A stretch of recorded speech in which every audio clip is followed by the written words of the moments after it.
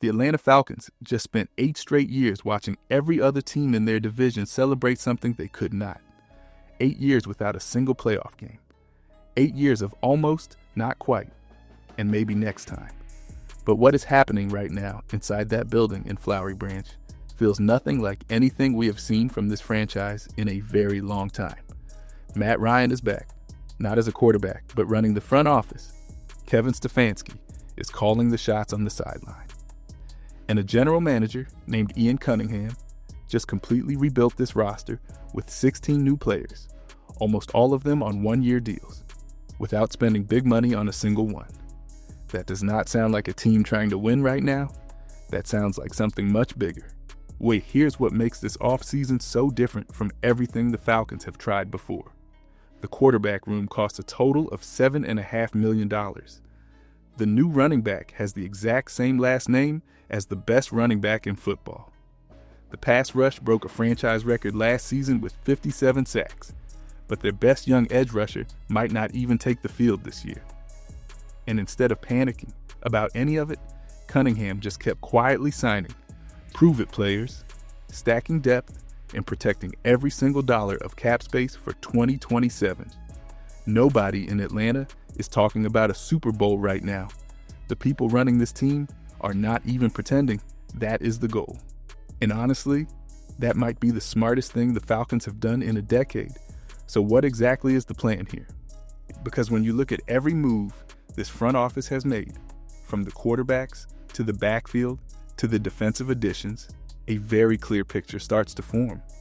And it all begins with how Ian Cunningham is spending money in a way no Falcons general manager has ever spent it before.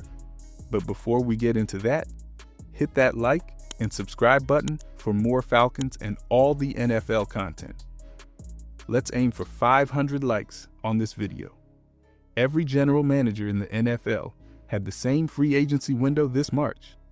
Most of them rushed to hand out massive contracts to one or two big names. Ian Cunningham did the opposite. He went bargain hunting, not because the Falcons are broke, but because he looked at this roster and saw a team that kept falling apart in the middle of the season due to depth, not talent. The stars were already here. What was missing were the steady, reliable players behind them.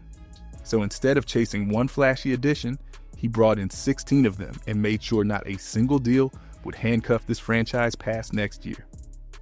That is a complete philosophy shift from how Atlanta has operated. Under Thomas Dimitroff, the Falcons made big bets that did not always pay off. Under Terry Fontenot, they overpaid Kirk Cousins $40 million and still missed the playoffs. Cunningham watched all of that and decided to take a totally different road. He restructured Troy Anderson's contract to create room. He released Darnell Mooney and Kaderil Hodge to clear the emotional leftovers from the old regime. Every decision pointed in one direction. Spend smart now, stack flexibility for later, and that later is 2027, when the Falcons are projected to have over $127 million in cap space with a first-round pick back in their hands. What Cunningham has done is raise the floor of this roster without pretending the ceiling changed overnight. If a starter goes down this year, there's a real backup ready to step in. If a signing does not work out, the team walks away clean. No long-term pain, no regret contracts, just a roster full of hungry players on short leashes competing for their futures. And the way Cunningham is spending money only gets more interesting when you see who he brought in to compete at the most important position on the field. The last time the Atlanta Falcons felt confident about their quarterback situation, Kirk Cousins was walking through the door with a massive contract and massive expectations. That experiment ended with 2 disappointing seasons and a release that left the franchise eating dead cap money. Now the Falcons enter 2026 with a quarterback room that could not look more different. Michael Penix Jr. is still recovering from a torn left ACL, but remains the player a previous front office traded up to draft. Tua Tagovailoa signed for the veteran minimum thanks to offset language from his release in Miami. And Trevor Siemian, a 10-year journeyman who once shared a quarterback room with Peyton Manning and worked directly with Stefanski in Minnesota, rounds things out as the veteran mentor and emergency option.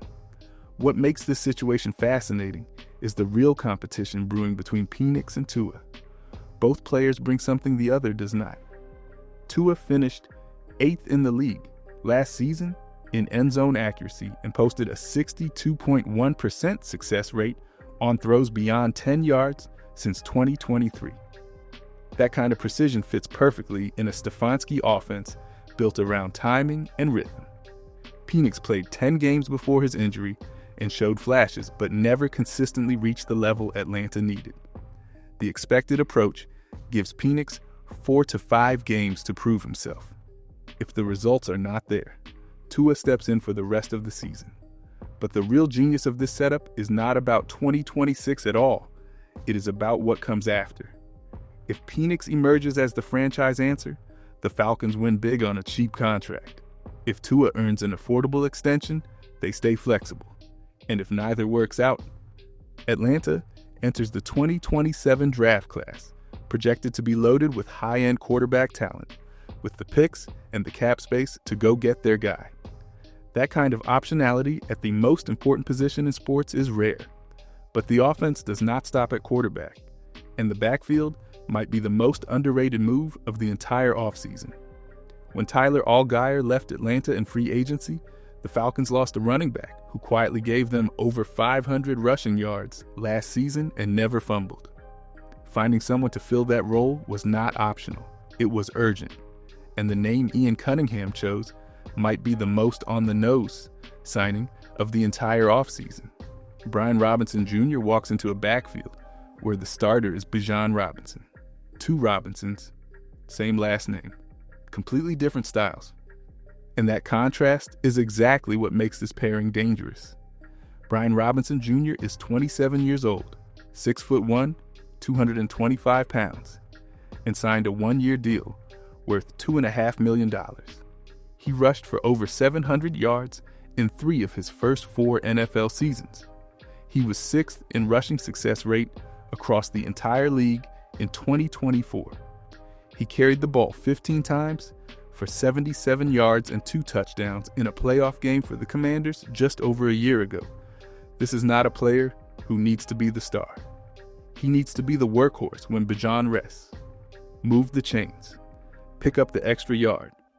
Finish runs with violence. That is exactly who Brian Robinson Jr. has been his entire career. Downhill, physical, reliable. Behind the 2 Robinsons, Nathan Carter and Carlos Washington Jr. fill out the RB3 and RB4 spots, giving Atlanta real depth for the first time in years at this position. And the biggest news might still be ahead. Adam Schefter reported that Bijan Robinson is expected to sign a long-term extension this offseason alongside Jahmyr Gibbs and Devon Achane, locking down arguably the best running back in the entire NFL for years to come. The backfield is set.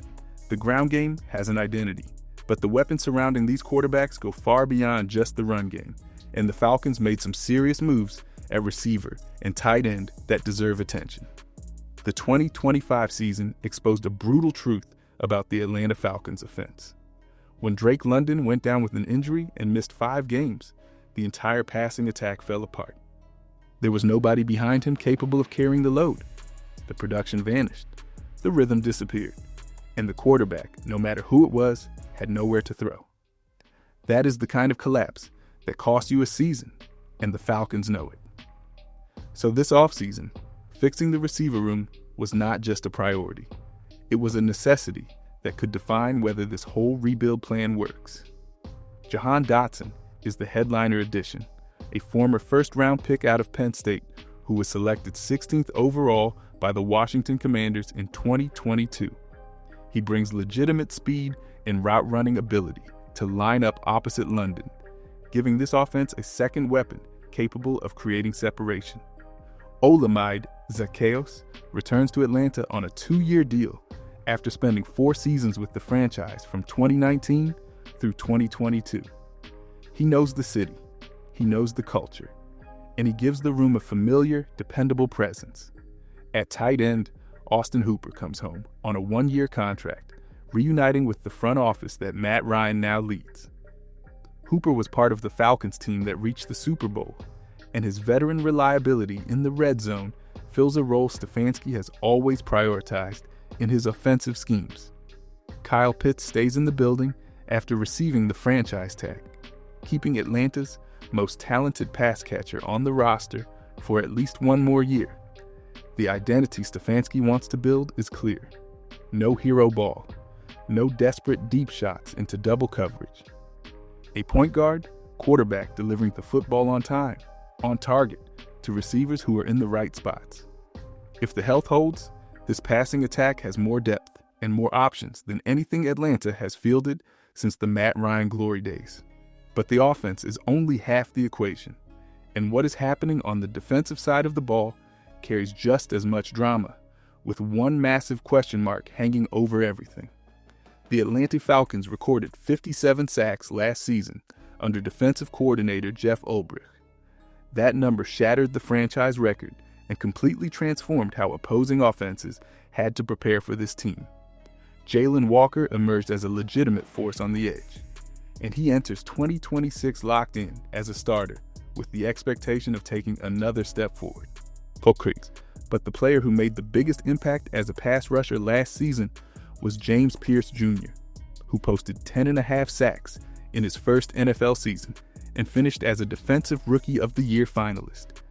His availability for 2026 remains uncertain due to an ongoing legal situation and a potential league suspension. The Falcons are not commenting publicly, but their moves in free agency tell you everything about how seriously they are preparing for life without him on the field.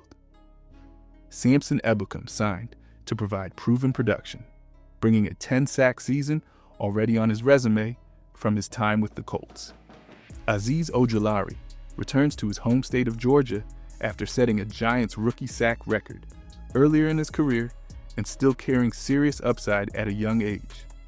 Brylan Trice is the wild card, drafted with undeniable talent, but held back by recurring knee injuries that have cost him 2 full seasons. He remains a developmental piece who could become a difference maker if his body cooperates. Together, this group needs to keep the sack total above 50, even if Pierce misses significant time. The secondary has its own competition brewing. Billy Bowman tore his Achilles in November and may not be ready for Week 1. If he cannot go, Sidney Brown, acquired via trade from the Eagles, is the favorite to start at nickel over Darian Holmes. At inside linebacker, Christian Harris and Channing Tindall bring fresh competition behind Troy Anderson. The talent on this defense is real. The depth is better than it has been in years. And that matters especially heading into a draft where this team has some serious limitations to work around. Most NFL teams walk into April knowing their first-round pick is the easiest one to hit on, the highest floor, the safest bet. The Atlanta Falcons do not have that luxury in 2026. They gave up their first-rounder to the Los Angeles Rams when they traded up to select James Pierce Jr. in the 2025 draft. What remains is a 5-pick haul starting at number 48 overall, followed by picks at 79, 122, 215, and 231. That is not a lot of ammunition. And for a new general manager trying to put his stamp on this roster, every single selection carries enormous weight. But here's what makes Ian Cunningham unpredictable. He has talked openly about valuing draft capital and wanting more swings at the plate. That language strongly suggests he could trade down from pick 48, potentially multiple times, to accumulate extra selections for this year and stockpile future picks heading into 2027. The priority positions are clear. An outside cornerback to develop behind A.J. Terrell as a long-term answer opposite him. Interior defensive line depth to keep the front rotation fresh. Another inside linebacker to compete for snaps. And possibly a late-round running back or edge rusher to build for the future. None of these picks need to produce day-one starters because Cunningham already addressed the immediate depth issues through free agency. That is the key difference between this regime and the ones before it. Terry Fontenot's 2025 class produced 4 immediate contributors and raised fan expectations to an unrealistic standard. Cunningham is not chasing that kind of instant impact. He wants players who develop on their rookie contracts and peak by year 2 or 3, right when this team expects to truly compete. And everything about this draft strategy only makes sense when you understand what 2027 really means for the future of this franchise. Every single move this front office has made points to 1 year, not 2026, not some distant fantasy 5 seasons from now. 2027, that is when the Atlanta Falcons get their first-round pick back. That is when the projected $127 million in cap space becomes real spending power. That is when the compensatory picks from all the players who walked in free agency this year start rolling in. And that is when Ian Cunningham, Matt Ryan, and Kevin Stefanski will finally have every resource they need to make the kind of aggressive moves that change a franchise overnight. Everything happening right now is the setup. The foundation pour before the building goes up. Think about what this team will know by the end of this season. They will know if Michael Penix Jr. is the long-term quarterback or if Tua Tagovailoa earned himself an affordable extension. They will know which of their 16 one-year signings deserve to stay and which ones get replaced with upgrades. They will know if Kyle Pitts and Jessie Bates are part of the future core or if they become trade assets to bring back even more draft capital.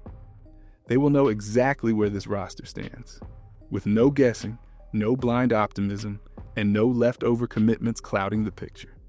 That kind of clarity heading into a massive offseason is worth more than any single free agent signing could ever provide. For a fan base that has suffered through 8 consecutive losing seasons, asking for one more year of patience feels cruel.